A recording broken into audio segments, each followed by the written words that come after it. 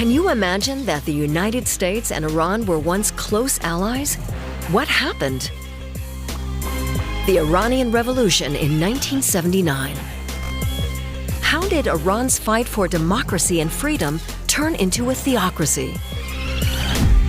When you hear about Iran today, it's a country in the grips of an extremist religious regime where morality police patrol the streets. You probably remember the uprising of 2022 after an ordinary 22-year-old woman, Mahsa Amini, died in police custody. She'd been arrested just for wearing her hijab too loosely. Today's Iran is a country defined in public by strict dress codes and religious control. But behind closed doors, people are yearning for more freedom. Just 50 years ago, Tehran's streets looked very different. A cosmopolitan city where modern life and tradition coexisted in public for both men and women. Iranian-American writer Roya Hakakian grew up in Tehran in a Jewish family, surrounded by neighbors from diverse religious backgrounds. She remembers Tehran as it was. Hijab laws, or the mandatory dress code laws, and had been lifted a few decades earlier. So you saw women walking on the streets primarily without the scarf and without the chador or the full veil.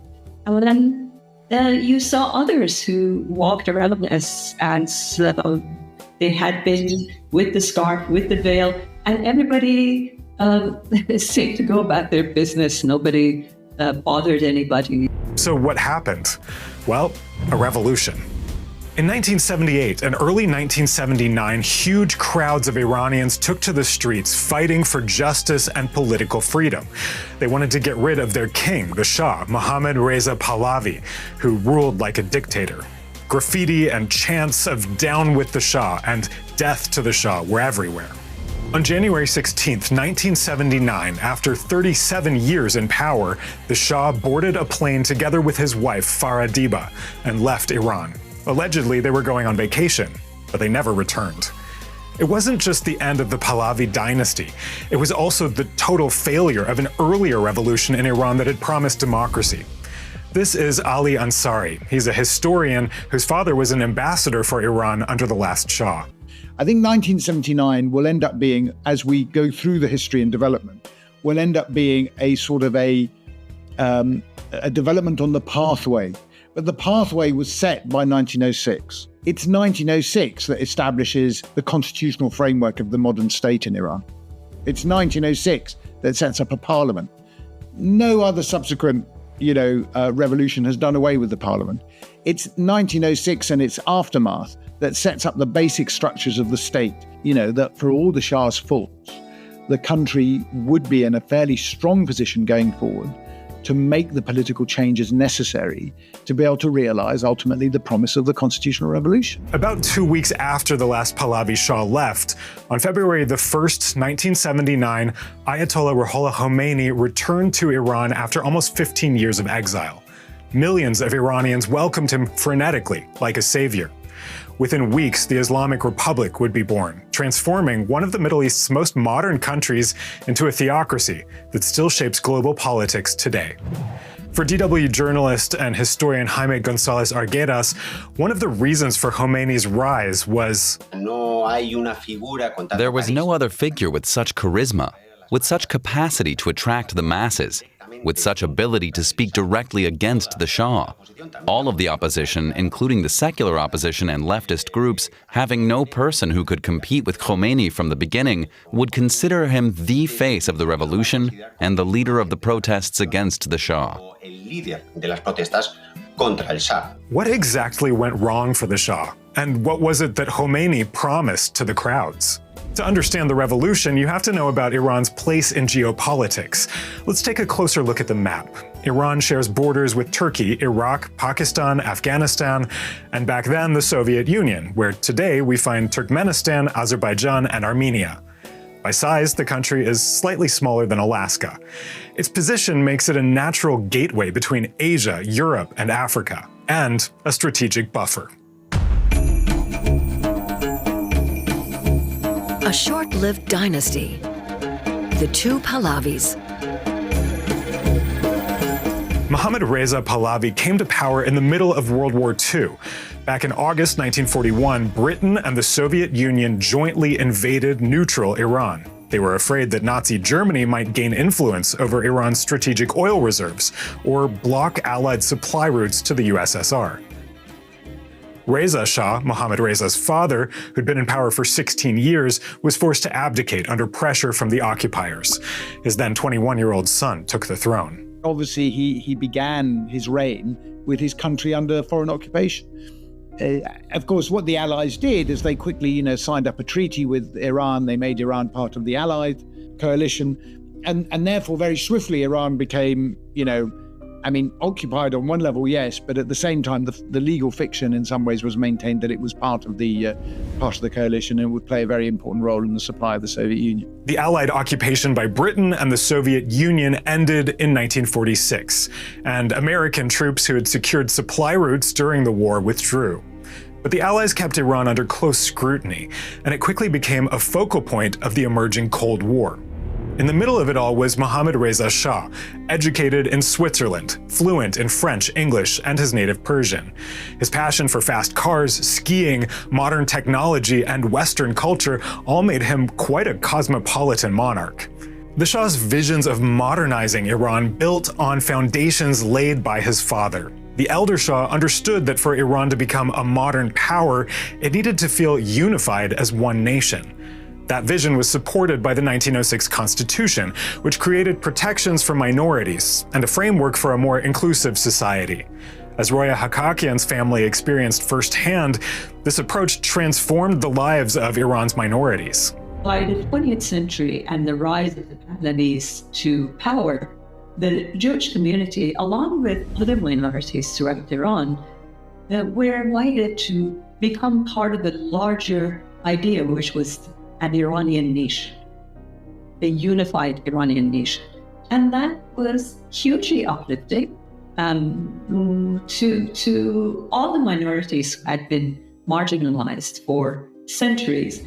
In the first years of Mohammad Reza Shah's reign, Iran was still predominantly poor, largely rural, and recovering from the challenges of the war. Beneath the surface, though, waited Iran's fortune: oil, lots of it. Oil, a blessing or a curse? Back in 1908, a British company struck oil in Iran's southwest, discovering black gold that would change the country forever. Soon, the Anglo-Persian Oil Company, a precursor to today's BP, built one of the world's largest refineries in Abadan and pumped out millions of barrels. But under the deal in place at the time, Iran received only a small percentage of the profits, while the company and the British government collected the lion's share of the earnings. By the 1950s, Iranians were increasingly upset over this arrangement. They thought the country's natural resources should primarily benefit their own development. In March of 1951, Iran's parliament voted overwhelmingly to nationalize the oil industry. Mohammad Mossadegh, who became prime minister that April, was chosen specifically to make it happen. The response from Britain was swift and devastating, a complete boycott of Iranian oil that crippled Iran's economy and emptied its state coffers. By October 1952, relations had deteriorated so badly that Mossadegh closed the British embassy entirely, severing all diplomatic ties with London. Before Mossadegh came in, there was a very brief period where there was a possibility that some sort of compromise could be reached between the Anglo-Iranian Oil Company and Iran. But then, of course, the prime minister who had this new deal in his pocket was quickly assassinated, so that didn't help matters. I mean, it was a very, very messy period, is what I'm saying. And I mean, I think a lot of people look at it in very simple terms. It was not that simple. As the crisis deepened, Mossadegh was granted emergency powers to deal with the situation. But opposition grew from conservatives, the military, and from the Shah himself.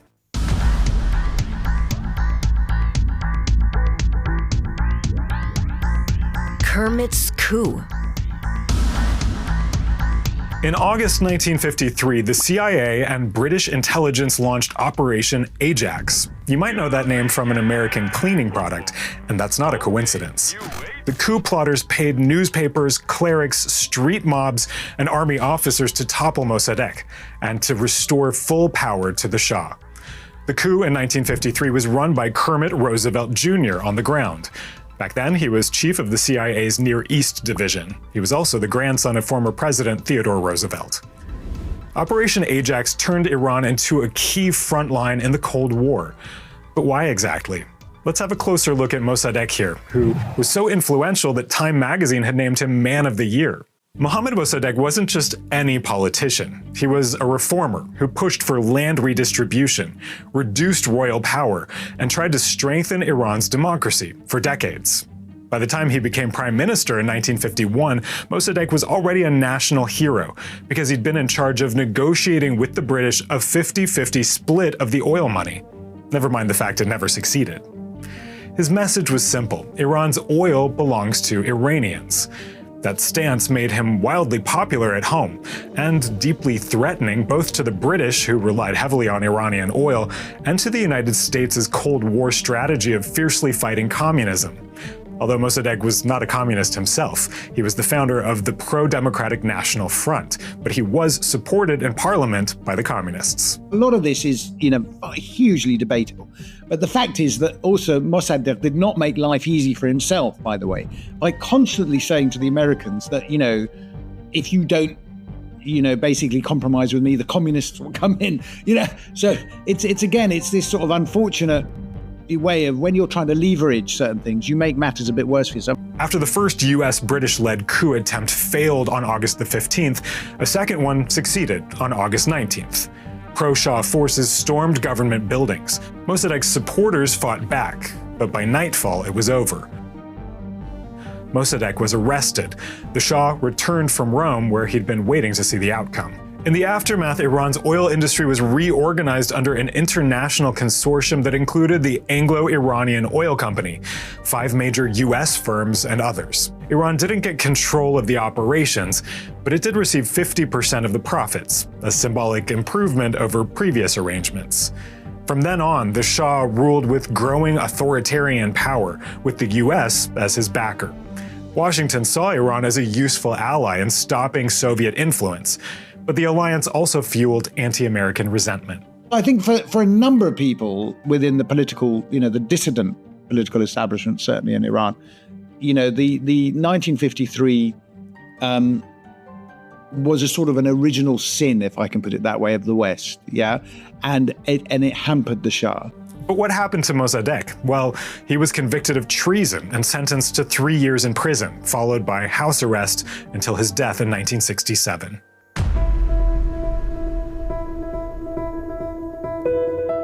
The White Revolution and its discontents.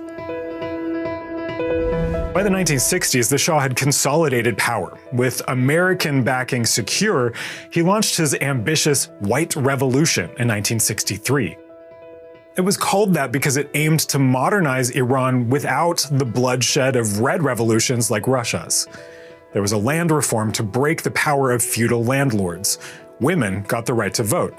Literacy campaigns educated the masses. The two Pahlavis are remembered by many as modernizers who tried to turn Iran from a traditional society into a more industrial, secular country. But their reforms also felt to many like a heavy-handed top-down version of westernization, without much respect for Iranian culture or for real democratic values. Both Pahlavi monarchs identified themselves as constitutional, but not in the way that we would understand it. I mean, they thought they were constitutional because there was a parliament and they operated within certain norms, but they never really took the parliament seriously. To achieve their agenda, they ruled like dictators. In 1957, Mohammad Reza established Savak, a secret police force notorious for systematic torture and repression. He got help setting it up from the CIA and from Israel's national intelligence agency, the Mossad. A lot of people don't know that before Iran's 1979 revolution, Iran and Israel were close allies. The Shah's White Revolution fundamentally altered Iranian society, also in positive ways. One dramatic change was the mass entry of women into public life. Women entered the job force after the White Revolution of the mid-1960s. So that really changed the look of the society. So you had more men on a daily basis on the streets, and all of a sudden, 50% of the society is invited to come out and join various professions, enter the workforce. So it's amazing how the landscape of the city changes once you allow women to participate, once you allow women to be equal citizens. Enter the Ayatollah. This was where a new player entered the stage, Ruhollah Mossavi Khomeini, an Orthodox Shiite cleric whose legacy still shapes Iran today. Beginning in 1963, he delivered inflammatory sermons denouncing the reforms as an attack on Islamic law and on Iranian sovereignty. He particularly condemned giving women the right to vote and land redistribution, both as Western-imposed violations of religious principle. He called the Shah a miserable wretch and his state a tyrannical regime. In June 1963, Khomeini's rhetoric sparked massive anti-Shah demonstrations. The government responded by arresting Khomeini and imprisoning him for several months.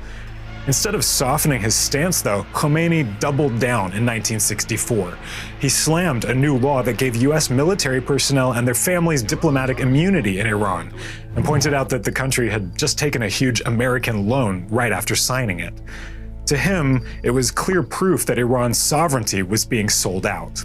If the religious leaders have influence, they will not permit this nation to be slaves of Britain one day and America the next. If the religious leaders have influence, they will not permit Israel to take over the Iranian economy. They will not permit Israeli goods to be sold in Iran, in fact, to be sold duty-free. If the religious leaders have influence, they will not permit the government to impose arbitrarily such a heavy loan on the Iranian nation. In November 1964, Khomeini was sent into exile, first to Turkey, then Iraq, where he would spend the next 13 years developing his revolutionary Islamist ideology.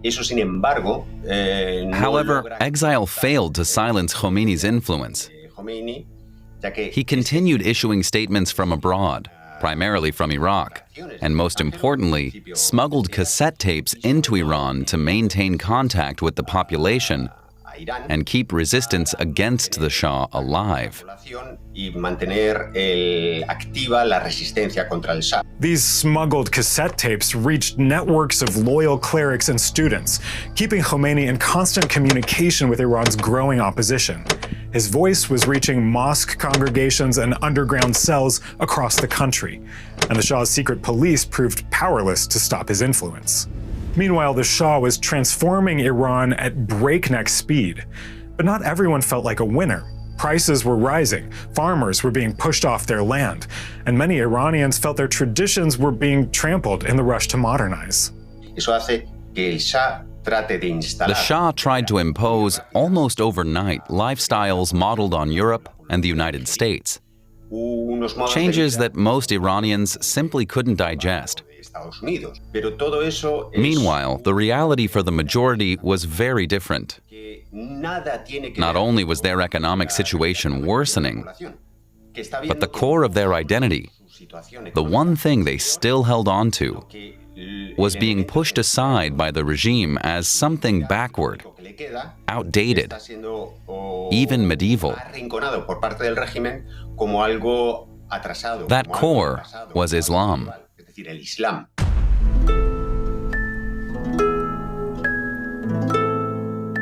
The Shah's Napoleon moment. In 1967, the Shah staged one of the most audacious ceremonies in modern history. On October the 26th, 26 years after ascending the throne, Mohammad Reza Shah Pahlavi crowned himself Emperor of Iran. The symbolism was unmistakable. Like Napoleon in 1804, the Shah placed the crown on his own head, sending the clear message that he owed his authority to no one, not to foreign powers or religious authorities, not even to traditional Persian customs.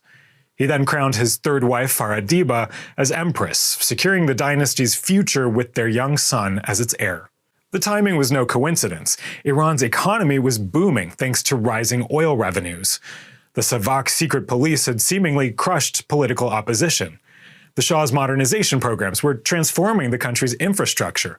He felt powerful enough to crown himself as the architect of modern Iran.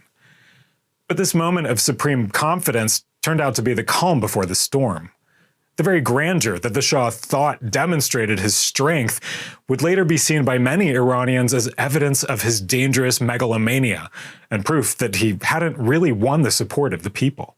Education has grown so extensively. Literacy is still not brilliant, but, the number of people getting higher degrees in Iran by the 70s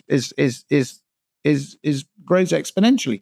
And of course, you need to give these people something to do. They have to be part of the state. And instead, the Shah says, don't worry yourself about politics. Leave politics to me. You guys go off and make money and this, that, and the other. And of course, that doesn't work. I mean, and these are the reasons why, you get this, you get these problems at the end of the 70s. Oil wealth turned Iran into one of the Middle East's strongest military powers. Between 1963 and 1973, Iran's economy grew at an average rate of 11% per year. And the 1973 oil crisis quadrupled prices overnight. Suddenly, the Shah had more money than he knew what to do with. He invested billions of dollars in advanced American weaponry, F-14 Tomcat jets, cutting-edge radar systems, and modern tanks, making Iran the largest buyer of US arms by the mid-1970s. To the outside, Iran appeared successful as a regional power and US ally. But internally, growing inequality, political repression, and cultural tensions were creating the perfect storm for a revolution. The beginning of the end. Jimmy Carter, who had become US president in 1977, spent New Year's Eve that same year with the Shah at a state dinner in Tehran. Iran, because of the great leadership of the Shah, is an island of stability in one of the most troubled areas of the world. On behalf of the people of the United States, I would like to offer a toast at this time to the great leaders of Iran, the Shah and the Shahbanu, and to the people of Iran, and to the world peace that we hope together we can help to bring. His toast became infamous, given that protests against the Shah would start only a few days later. But it was also part of Carter's fundamental dilemma. Carter always had a rather inconsistent foreign policy. On one hand, a regime like the Shah's guaranteed the United States influence in a crucial Middle Eastern country and provided political stability. But at the same time, supporting such a repressive autocracy with a political police force like Savak, which was absolutely atrocious, torturing and imprisoning any kind of opponent, went completely against the human rights agenda that Carter claimed to champion and constantly referenced in his speeches. This created an incompatible contradiction. Now that we've seen the three main figures leading into Iran's revolution, let's do a quick review. Mohammad Reza Shah Pahlavi, the last monarch. His authoritarian methods of modernizing Iran triggered resentment among traditionalists.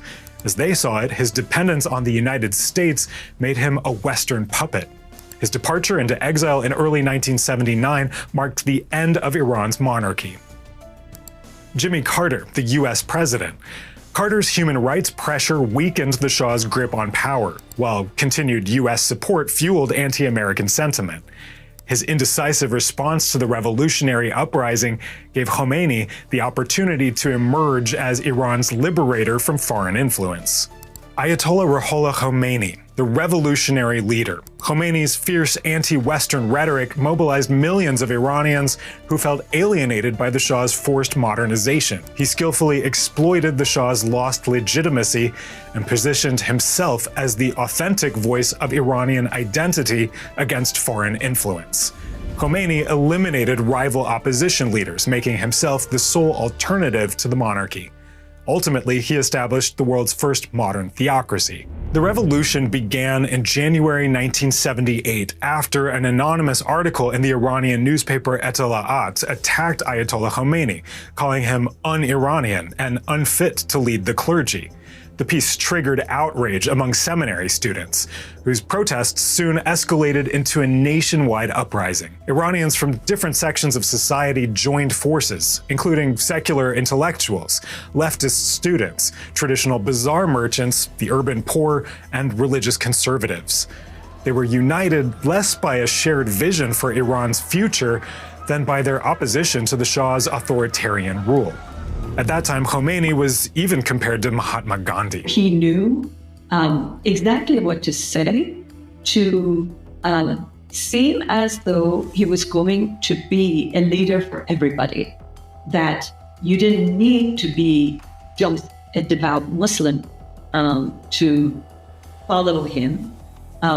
You could be anything. You could be a Marxist, you could be a woman, that he was there to just lead the nation to a victory against the Pahlavis. In other words, he was just there to lead the people to a new future. And there was nothing else that he wanted, or at least that's what he said. And the other thing that Khomeini did, which was quite interesting, is he cultivated the young. He was very keen on the young. He knew that, what you do is you have a student body that will support you. And of course, many of his students then went into very prominent positions, after the revolution. If we add to this an essential element within Khomeini's politics and propaganda, which is to place and address above all the so-called mustasafin, that is, the dispossessed, the majority of the Iranian population that has not benefited from economic growth, who live in the poverty belts of Tehran and other Iranian cities, who are seeing that they're living in a world in which they cannot integrate. Khomeini manages to get these people to identify with him. The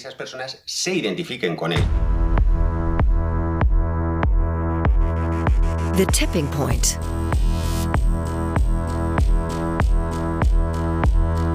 By 1978, nationwide strikes, especially in the oil industry, had brought Iran's economy to a standstill, while mass protests filled the streets. That August, a fire at the Rex Cinema in Abadan killed more than 400 people. To this day, it's unclear who started it, regime agents or Islamist militants. But most Iranians blamed the Shah, destroying what was left of his legitimacy. Just weeks later came Black Friday. On September the 8th, troops opened fire on thousands of demonstrators defying martial law. They killed at least 64 people, possibly many more. From that moment on, there was no turning back. The Shah's rule was on the ropes. He failed throughout 1978 to take any decisive action. He was the complete antithesis of Khomeini in that sense. He was very nervous. He didn't know what to do. He felt the Americans were letting him down. To some extent, they were, by the way. He just found it all very problematic. And then by November, December, the whole system was collapsed. On January the 16th, 1979, the Shah departed Iran for what was officially described as a vacation. But everyone understood it was permanent exile, leaving a power vacuum that Khomeini would fill with remarkable speed. What happens to both the Shah and the CIA is that they underestimate the clergy. This is precisely what will allow the clergy and Khomeini to seize power and take over everything. On February the 1st, 1979, Khomeini arrived in a chartered Air France jumbo jet from Paris, where he'd spent the last months of his exile. With him on board were close advisors, family, and more than 100 international journalists. The New York Times wrote, "For this one day, whatever the weeks ahead may bring, the nation went mad with joy." Within 10 days, the monarchy collapsed. Khomeini appointed Mehdi Bazargan, an advocate of democracy, as provisional prime minister to oversee the transition. In March 1979, a national referendum asked Iranians a single question: do you want an Islamic Republic? Khomeini's camp claimed that 98% of voters said yes, although there were no international observers, and many opposition groups boycotted the vote. Still, by December, Khomeini became Iran's supreme leader.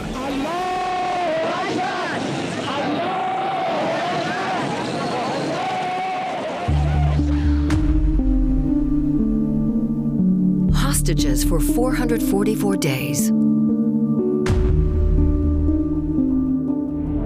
On November the 4th, 1979, a group of radical pro-Khomeini students stormed the U.S. Embassy in Tehran and took more than 60 people hostage. For most of the hostages, the drama would last 444 days. It seems to be that it was done without Khomeini's forethought. It was done by hardline students in support of Khomeini. It was done ostensibly, I have to say. The reason given was because the Shah had gone for medical treatment in America, and they said, oh my God, they're going to launch another coup, therefore we have to do this. I mean, I did talk to a couple of these student hostage takers, and I have to say, I mean, whether you believe them or not, their view was they would go in for a few days and make a point and then leave. The students demanded that the U.S. send the Shah back to Iran. They probably didn't know that he was already dying of cancer. Even after he died, the hostage crisis dragged on through months of tense negotiations, until the US and Iran reached the Algiers Accords. The agreement in January 1981 included guarantees the US would not interfere in Iran's internal affairs. The hostages were released after 444 days. Whether Khomeini actually planned the embassy takeover or just gave it his blessing afterward, it served several strategic purposes.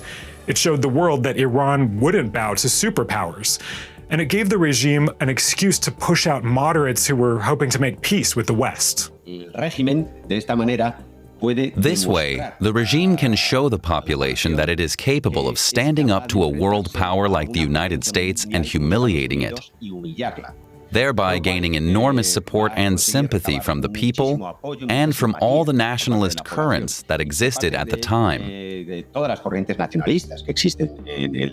And what happened at the time was that, first of all, the provisional government that was in power at the time, and it was a government of very secular technocrats who had been educated in Europe and the United States, and they'd gone back to Iran to, build the country according to the European and American standards, which their education had given them. And they had to resign, the entire government resigned, in objection to the hostage crisis. So they were forced out of power. So those moderate senators were completely neutralized. Throughout 1980 and early 1981, Khomeini methodically eliminated his former allies, from secular nationalists to leftist guerrillas to moderate clerics.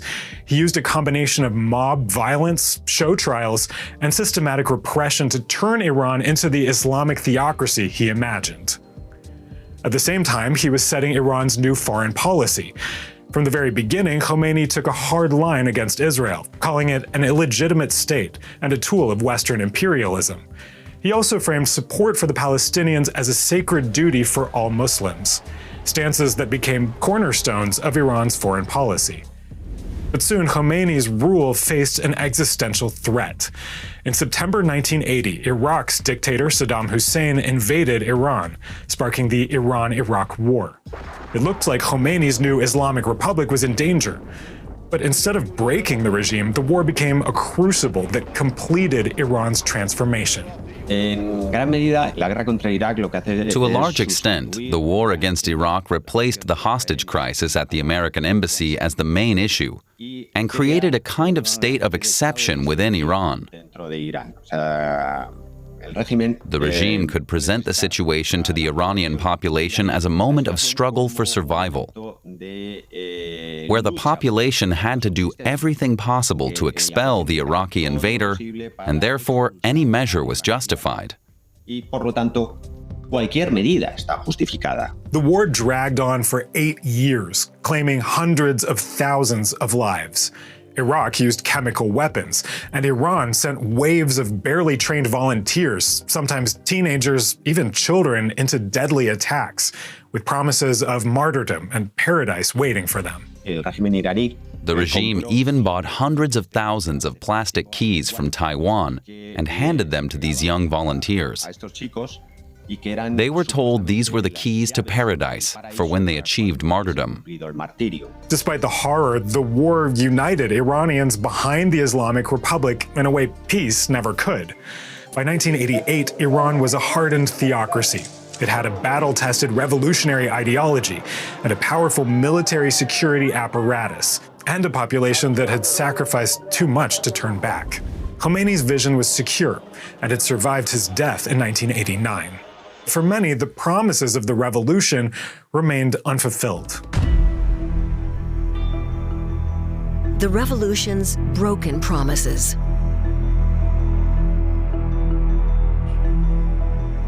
What began as a cry for freedom and justice became a theocracy many Iranians see as more repressive than the Shah. And that sense of betrayal is most clearly seen in the lives of women. Millions had joined the revolution hoping for equality. Instead, they lost many of the rights they had under the monarchy. The events of March 8th, 1979, the first celebration of International Women's Day after the Iranian Revolution had taken place, after Ayatollah Khomeini had returned to Iran, was incredibly complicated and polarizing. Because on one hand, women had expected to now not only not lose the rights that they already had, but gain more. But here was this leader who had just rose to power, who was already saying within a few days after he had risen to power that he wanted to bring the Islamic dress code laws back. So in other words, he wanted to force women under the veil again. The mandatory hijab, imposed in 1983, became more a symbol of state control than of cultural or religious identity. Today's Iran bears little resemblance to the prosperous, internationally connected country it was before 1979. At the time, I remember people saying that the Shah spent too much time on the material needs of Iranians and not enough time on the spiritual needs of Iranians. Well, I can tell you today that many Iranians would be very happy with the material needs. Iranians face economic stagnation, international isolation, and systematic repression, including public executions. According to Amnesty International and Iran Human Rights, more than 1,000 people were executed in Iran in 2025 alone, the highest number in at least 15 years. This surge in state violence coincides with Iran's ongoing crackdown on protesters, particularly women demanding basic freedoms. What you end up with is an economy that doesn't work, a foreign policy that has failed to turn Iran into a major or regional power. Though it's a threat, it's not a power capable of attracting many countries. And what you do have is a dictatorship imposing a whole series of restrictions on the daily lives of most Iranian men and women.